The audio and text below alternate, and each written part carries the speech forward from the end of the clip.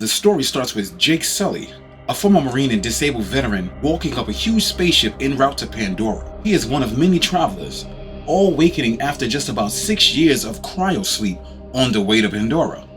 Floating out of his sleeping pod in 0G, he is attended by ship's staff. He opened his locker and it was labeled Sully T. Jake lets us know that his deceased twin brother named Tom, who was a scientist that was essential to a high-level military program to study the land and its inhabitants of Pandora. Since Jake and his sibling are an exact match genetically, he was offered an opportunity to take his brother's place and contract to join in the efforts to the distant planet light years away to have a fresh start and be free. As his brother's body was cremated, Jake agreed to the deal. 4.3 light years away from Earth, the ship finally arrives to Pandora. There was a lot of construction going on with the massive mining machines digging up the dirt in an enormous quarry. The atmosphere of the planet was extremely poisonous, so everyone was required to wear face masks in order to breathe. A human can die in 20 seconds if they are exposed to the atmosphere. Jake is bound to a wheelchair and explains to active duty Marines it was due to one of his tours as a soldier. He wheels himself into the base called Hell's Gate.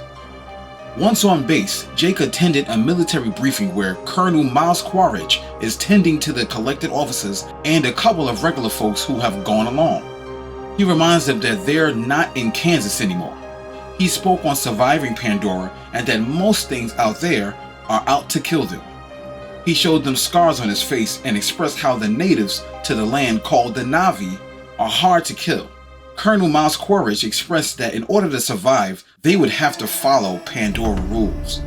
Jake meets two biologists, Norm Spellman and Dr. Max Patel, at a science lab who are a part of the Avatar program. As Jake is looking at his own avatar, we learn the program is about giving humans the ability to link up with their avatars and function as a Na'vi. The program creates genetically modified human Na'vi hybrid that can breathe Pandora's air. This would allow Jake to walk again.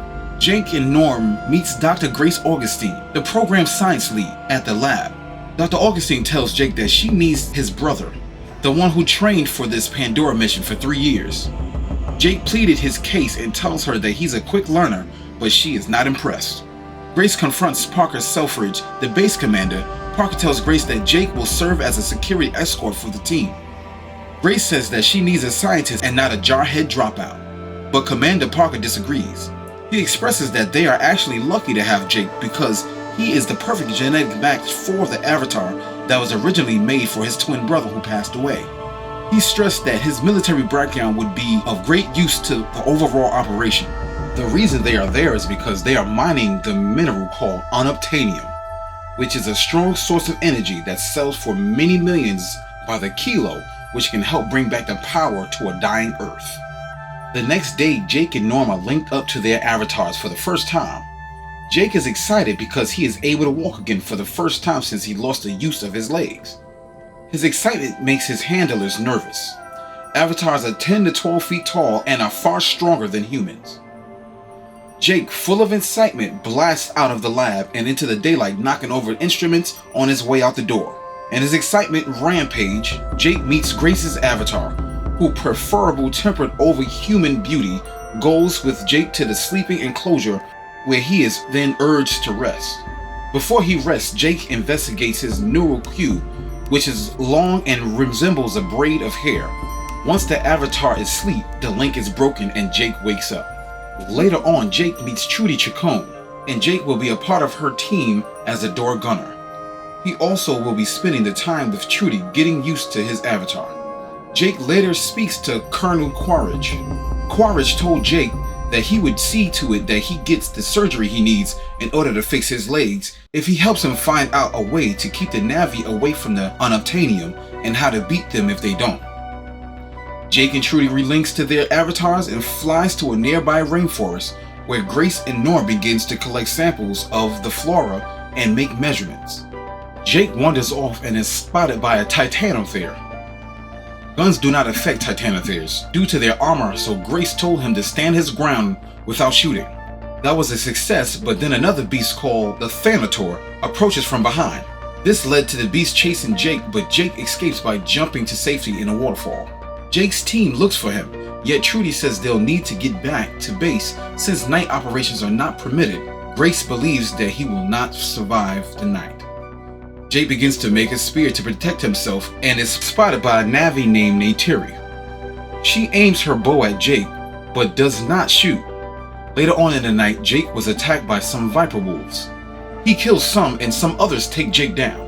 Neytiri, the Navi that almost shot him with an arrow, jumps in to help him fend off the vapor wolves. He thanks her, but she responds expressing that they didn't need to die and that it was all his fault. Neytiri told him to go back where he came from. Jake asked her why she helped, and she says because he has no fear, may be stupid, but he has a strong heart. Jake wants Neytiri to teach him, but she refuses, saying Sky people can't be taught until she witnesses the seeds of Awa landing on Jake. Jake asks what they were, and she told him that they were very pure spirits. This made an impression on her, and she tells him to follow her. He is brought to the king and queen, Neytiri's parents, and is accepted into the tribe after performing a tribal ritual. Jake's avatar falls asleep, and he is unlinked and wakes up in his human form. The next day, everyone is focused on what Jake has to say and believes that he is the best chance they have to help convince the Amatakaya people to leave their area before they strike the land to extract the resources. Jake begins his training with the Navi and dedicates himself. He even bonded with his dire horse, which is a very important animal to the Navi. Jake reports back to the Colonel and Selfridge about the home tree. Under it is an enormous store of unobtainium. Jake enlightens them concerning the design of a 1,000-foot tall tree.